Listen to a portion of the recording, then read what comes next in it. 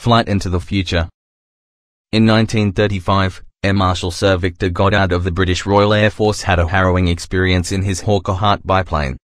Goddard was a wing commander at the time, and while on a flight from Edinburgh, Scotland to his home base in Andover, England, he decided to fly over an abandoned airfield at Drem, not far from Edinburgh.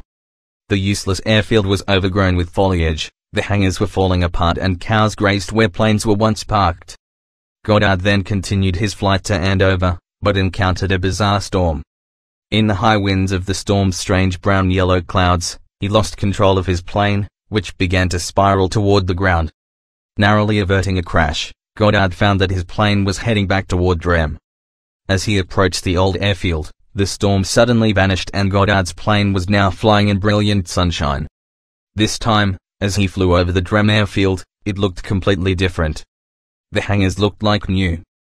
There were 4 airplanes on the ground, 3 were familiar biplanes, but painted in an unfamiliar yellow. The 4th was a monoplane, which the RAF had none of in 1935.